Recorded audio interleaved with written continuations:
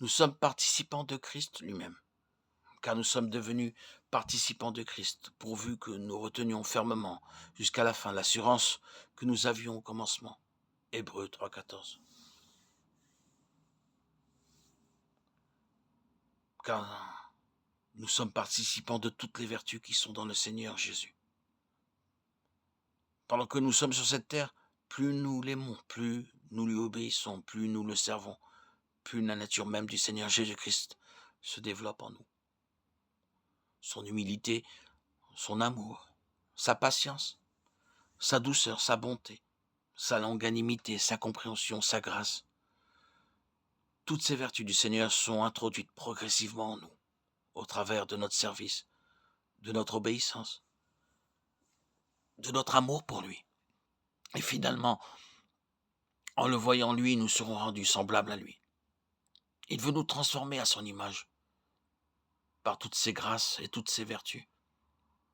Il veut nous rendre conformes à lui, en sa sagesse, en sa puissance et en son amour. Par ces moyens, il veut nous rendre participants de tout ce qu'il possède. Voici l'exhortation que j'adresse aux anciens qui sont parmi vous, moi, anciens comme eux, témoins des souffrances de Christ et participants de la gloire qui doit être manifestée. 1 Pierre 5, 1. Participants de sa gloire.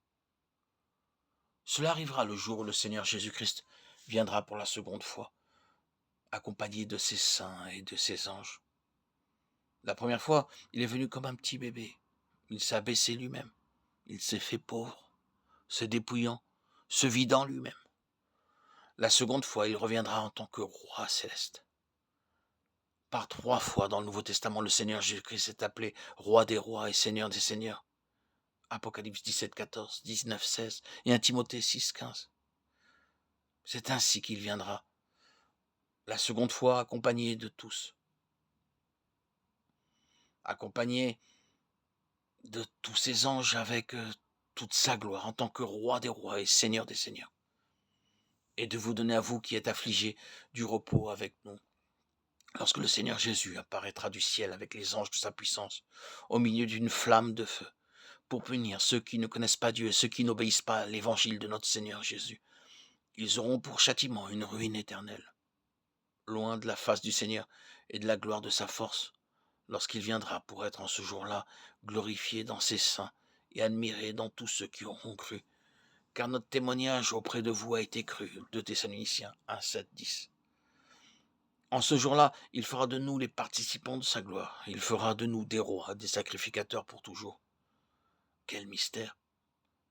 Malgré nos faiblesses et nos faillites du passé, un jour Dieu fera de nous des rois et des sacrificateurs. Un jour nous serons des rois. C'est dans ce même but que Dieu créa Adam, le premier homme.